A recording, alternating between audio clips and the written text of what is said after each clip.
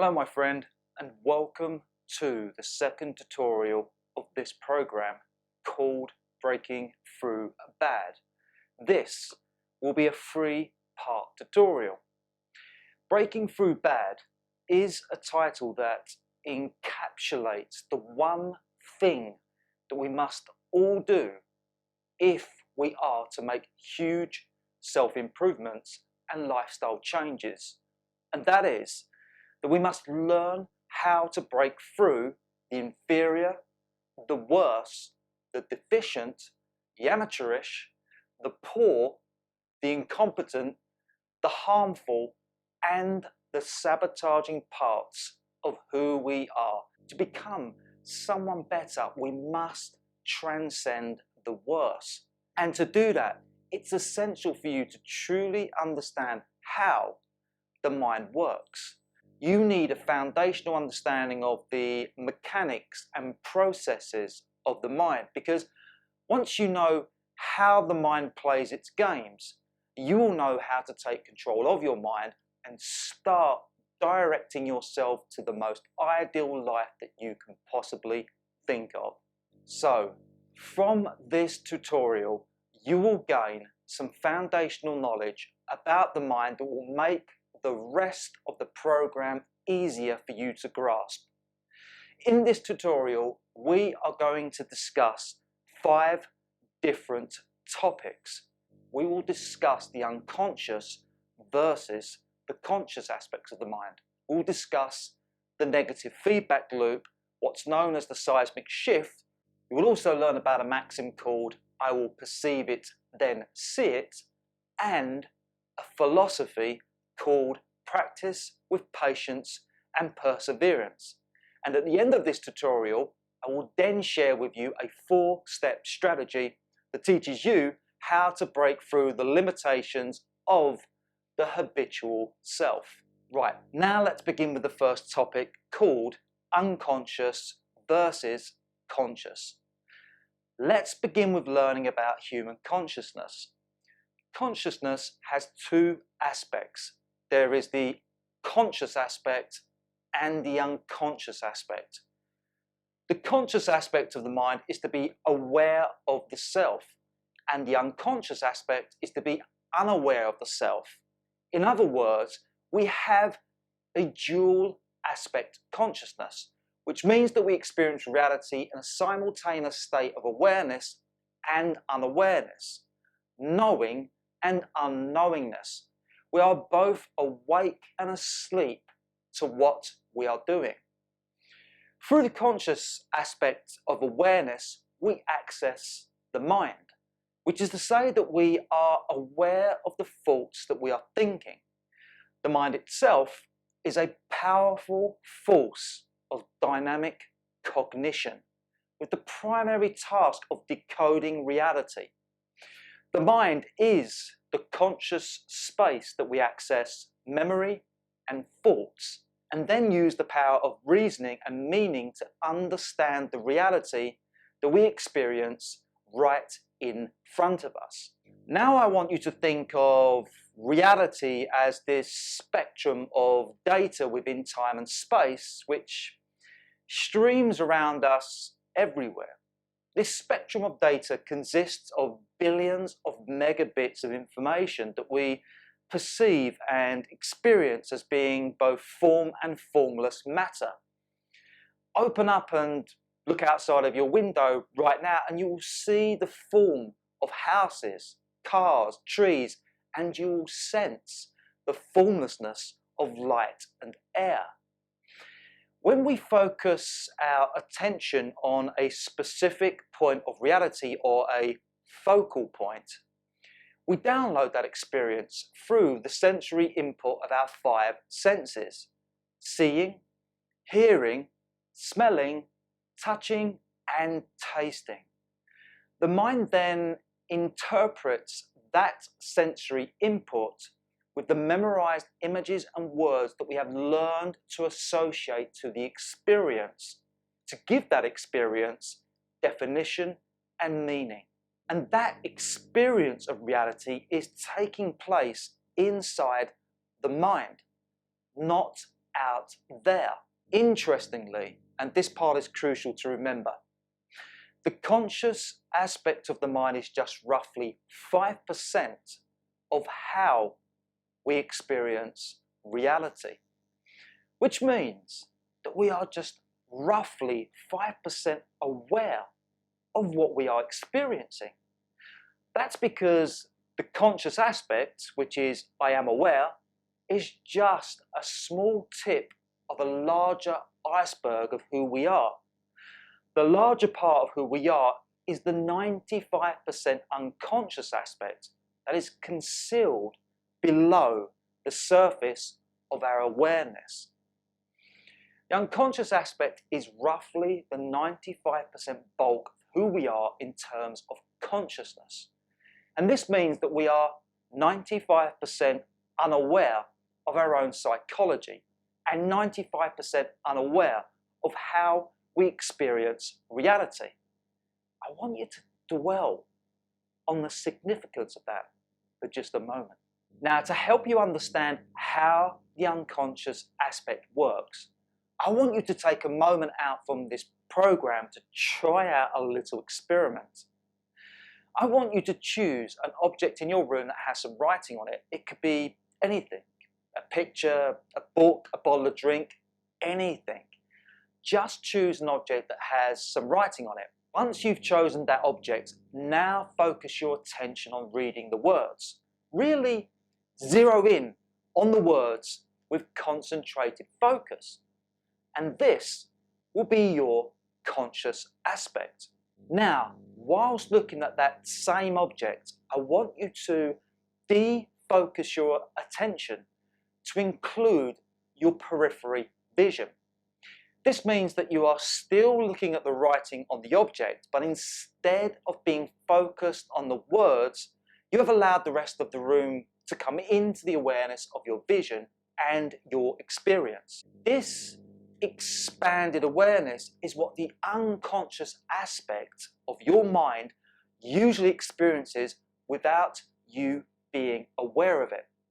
Which means that whenever your mind's attention is placed on a focal point of reality, not only do you consciously experience the object that you are focused on, you also unconsciously experience the reality that is a periphery to that focal point.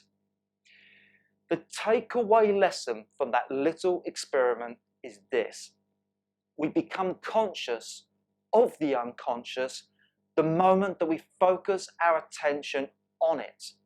We become aware of what we were once unaware of the moment we place our attention there. If, therefore, you want to learn more about who you are and why you do the things you do, and if you want to overcome limiting psychological conditions such as anxiety, stress, neurosis, addiction, bipolar, and depression, and then start cultivating a powerful state of consciousness that gets you more of the life results that you truly desire, then you must become knowledgeable and aware of the psychological patterns and processes that are unconsciously sabotaging you. I hope that makes sense. Now, I want you to think of the conscious and unconscious aspects of who you are in terms of a mind-body ratio.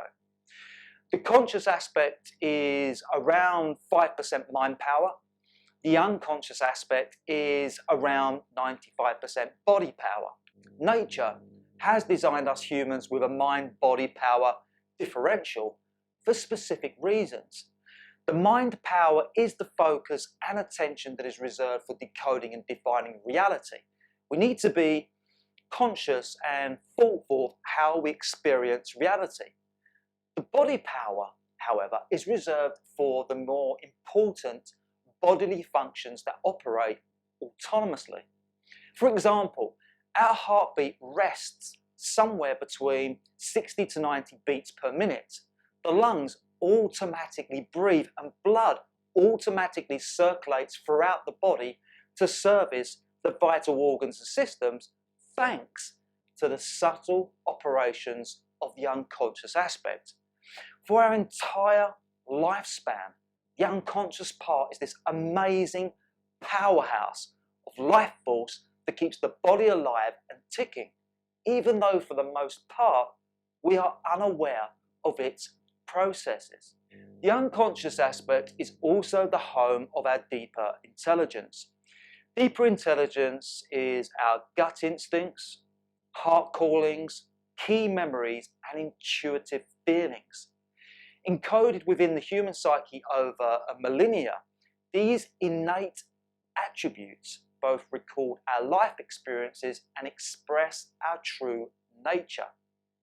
Sometimes, the deeper intelligence of our unconscious aspect will tap on the shoulders of our mind and say, hey, you really need to pay close attention to this because it will serve you. It is our gut instincts, heart callings, key memories, and intuitive feelings that are always trying to guide us with warnings and wisdoms. Unfortunately, the neurotic mind pays little attention to your deeper intelligence, keeping you constantly fixated upon the habitual tasks, dramas, and distractions of your life. The mind has no time and space to deeply immerse within your deepest needs. When the thinking cogs of your mind are turning over and over like a well-oiled machine, you are less attuned with your deeper intelligence.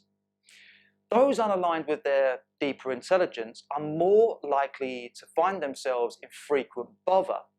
We are bothered when doing that which is foreign, superfluous, excessive, and harmful to our true nature. It is the socially conditioned mind with its outward-looking desires that compromises true nature with behaviours that are abusive and sabotaging. The conditioned mind is the effect of the unconscious aspect. The unconscious aspect is the internal storage house for our life experiences. Every important, useful, and memorable experience that we've had from birth to now has been embodied within the psychoneurological fabric of the unconscious realm. The salient purpose of this intelligent design is so that we can quickly access learned knowledge and skills for the purpose of repetitive, efficient, and effective behavior. Learned knowledge and skills are often habits. Habits are the thoughts and activities that we consistently repeat that are beneficial for our survival, productivity, and navigation. Our habits are linked to experiences that elicit immense pain and pleasure so that we can remember to avoid or repeat the experience at a later date. The unconscious aspect is the part of our mind that memorizes the habits of our everyday rituals and routines. These habits are patterns of behavior that are encoded within the mind body. We have both a mind memory and muscle memory. Also, the unconscious aspect is why we have what I refer to as the habitual self. That is a large part of who we are that habituates with those everyday rituals and routines of life. The crucial point that I want to drive home is this.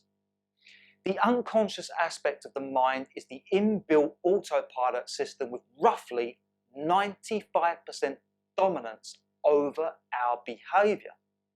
Otherwise stated, our habitual self has roughly 95% control of what we think and do.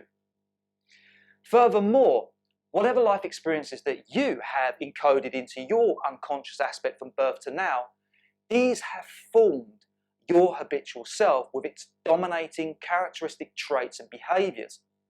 Your mind body has been configured and conditioned to be a certain way. If therefore you are struggling with psychological or lifestyle issues, it is your habitual self that has been unconsciously wired to be this way.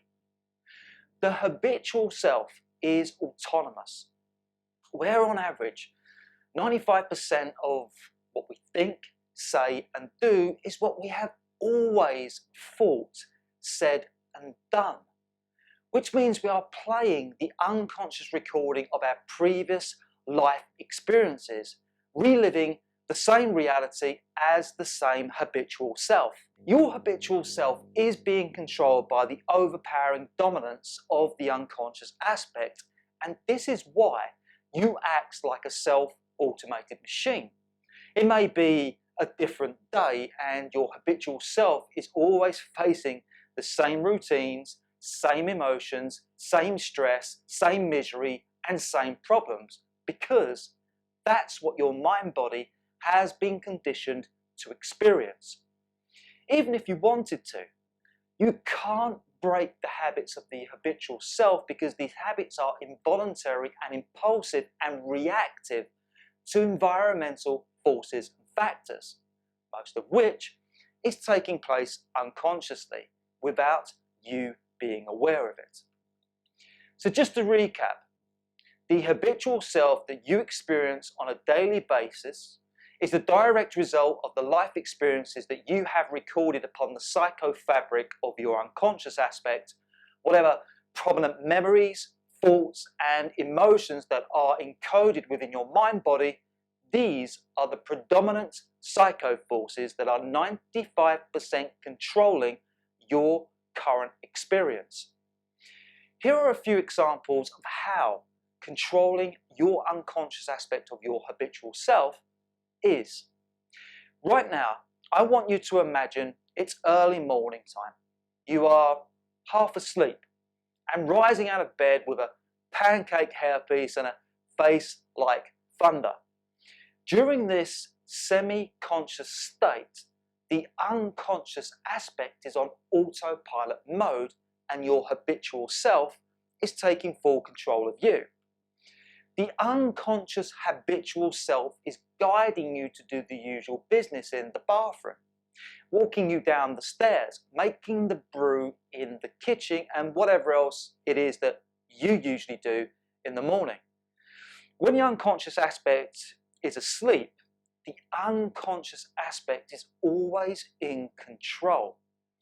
For example, think about the times that you have walked into a shop or a room and then paused for a moment to think, why on earth did I come in here?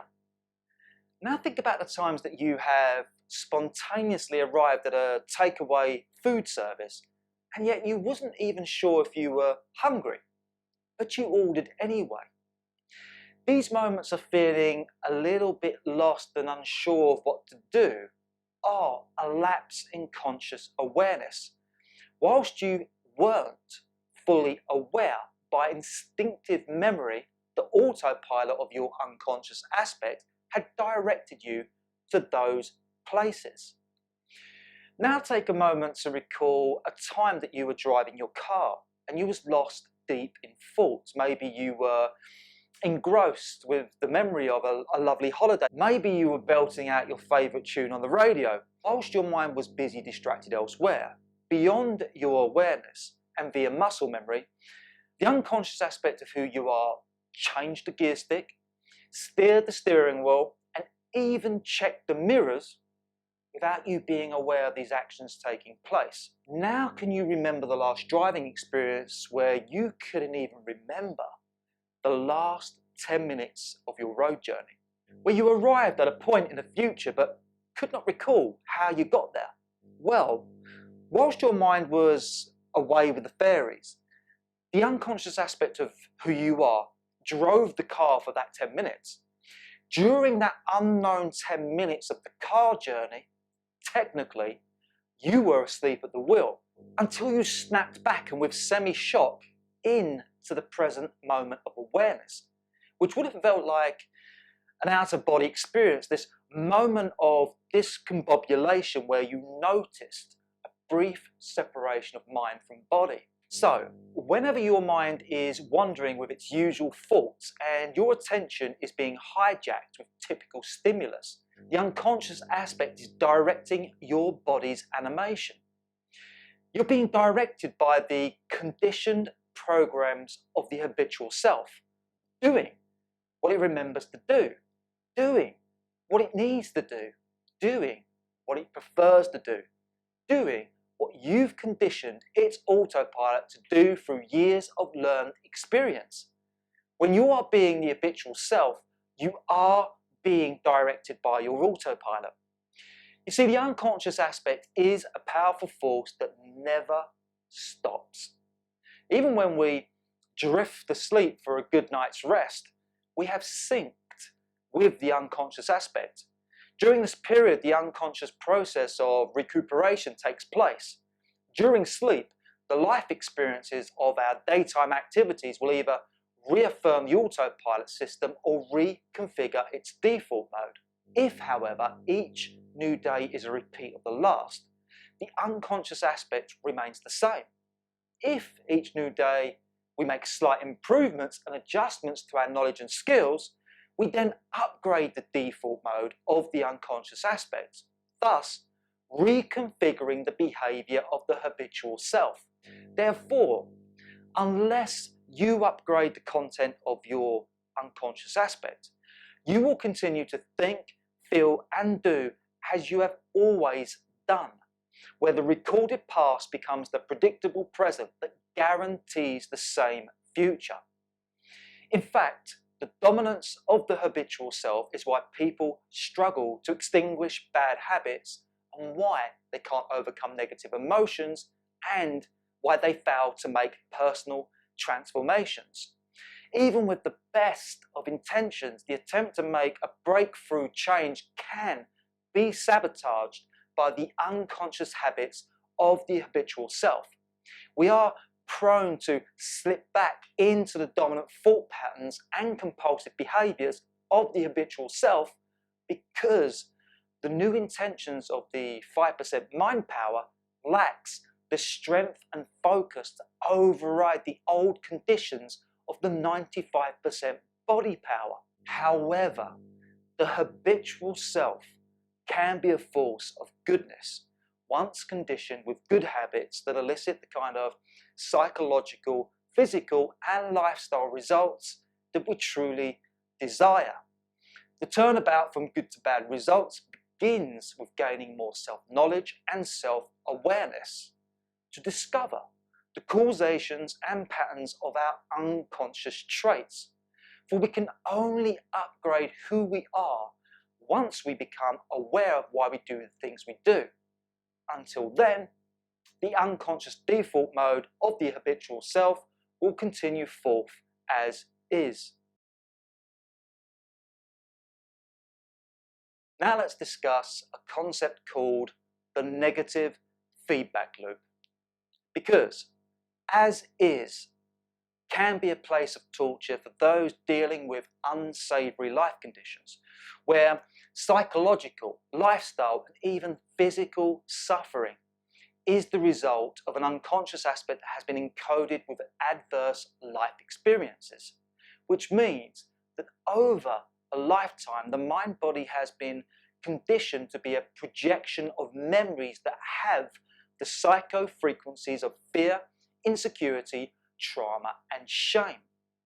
As within, so without, we then project our negative energy outwards to create this self-detrimental feedback loop.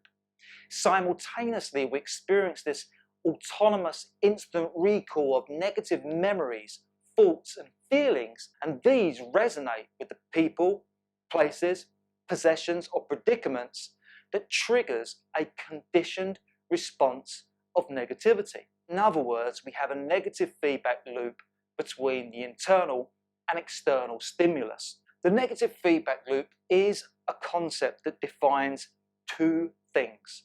Number one, it defines the autonomous negative energy that recycles back and forth between the unconscious and conscious realms of the mind-body. Number two, the negative energy is reflexive, which means self-triggering, and reactive, which means other triggering. This means there is a continuous internal recall of the negative life experiences that correlates with the external recall of similar negative life experiences. We project negativity outwards and negativity is reflected back. Compounded over a lifetime, the recycling of a negative feedback loop will slant the mind with a pessimistic outlook that frequently attuned to a negative version of reality. The more negativity that we experience, the more it then reinforces the negative default mode of the unconscious aspect. When the mind-body is saturated with more negativity than positivity, we start to develop the traits of skepticism, wariness, and hypervigilance. The focus then veers towards being doubtful, cautious, reluctant, and combative towards most aspects of reality. When the mind-body is imbalanced with negativity more than less and polarized, it is difficult to see past the dark lens that shades everything. We can start to cultivate a dim perspective that is immune to affirmative experiences, where positive vibes simply don't resonate with negative vibes. Even when loved ones and close friends impart good wisdom and sound advice and offer encouragement and praise, if we have a negative perception, that goodness will either be diminished or dismissed outright. That's because with a prominent negative feedback loop, the mind is always trying to establish the upset, the doubts, the problems, the wrongdoings, looking for the bad within the good. Each time we indulge with negativity, the negative feedback loop is reinforced. We indulge with negativity each time we beat ourselves up about our shortcomings and failures. We indulge with negativity each time we tell those sad stories about the misfortunes, losses, and hardships. We indulge with negativity each time we ruminate with blame and resentment. We indulge with negativity each time we slope off into those dark memories, scorn at the present reality, and envisage a bleak future. Indulging with negativity is to put more wood on the fire, fueling and building the dark flame within. Perpetuating under its own tormented heat, the negative feedback loop can take on a life of its own demise, where the mind is finding reality a problematic, unfavourable and intolerable affair. Of course, each time we do feel upset, overwhelmed and stressed by our reality, we do our very best to subdue that negative energy. We take the edge off life by finding a way to cope and get relief from reality, by subduing the mind-body with various methods of self-compression. There are three interrelated ways that we compress negative energy: suppression, absorption, and repression. With suppression, it is the comfort foods, alcoholic drinks, illicit and prescriptive drugs that are the usual agents of alleviation that provides immediate transcendence from negativity. Pleasurable stimulation will subdue bad thinking and emotions with state-changing feel-good sensations. The same transcendent effects are also found in digital stimuli. The social media, music, gaming, television and movies that we indulge with, they too will pacify the mind into a heightened trance-like state. With absorption, the negative feedback loop is bolstered through a process of emotional transference. Each time we interact with specific stimulus in our environment, i.e. the negative people, places, possessions and predicaments, there is an as within, so without transference of energy that triggers and reinforces the negative feedback loop. We get emotionally affected by the negativity without, because it resonates with the negativity that's conditioned within. Negative emotional transference is a de facto of life. Think of those sad songs that tug on your heartstrings, the tear-jerking films and documentaries that move you, the shocking news channels that invoke upset, the dramatic friends that are always complaining about life, that job or task that you struggle with, the problem that won't go away. Nobody is immune to those usual and unexpected negativities of life. With repression, we deny or deceive ourselves from dealing with our emotional mental issues. We can brush to one side our most disturbing thoughts and troubling emotions because we feel they are inappropriate, inconvenient, or we simply can't deal with them. We can tell little white lies, ignore certain facts, and dupe ourselves into believing that everything is fine when it is not, which is to repress those emotional mental issues back into the unconscious aspect so that we are unaware of them. What is vital for you to know is this: self-compression is the enemy of self-awareness. With all the different forms of self-compression, we numb, dumb, and blunt the mind from dealing with our negative thoughts and emotions.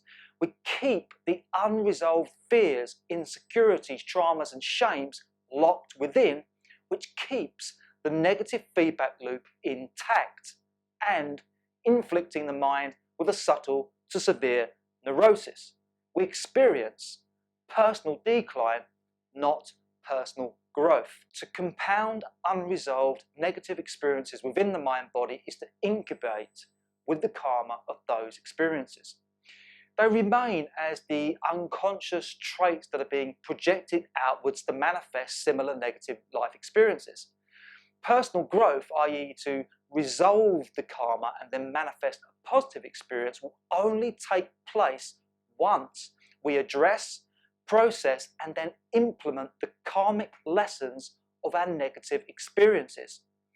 Until such time, we continue making the same mistakes that keeps the unresolved karma alive and kicking. Psychological problems do correlate with external problems because the karmic cycle of the negative feedback loop is perceiving and manifesting a problematic reality with negative consequences. Therefore, unless we make major changes to both our internal and external environments, unless we make major changes to both our internal and external environments, we remain stuck within the loop of a detrimental cycle. Breaking through bad, therefore, is to have first realized the karma and then resolve the unresolved parts of its psychology. To stop compressing and then start assessing the unresolved contents of the mind. Within this program, I will share with you the therapeutic protocols to do just that.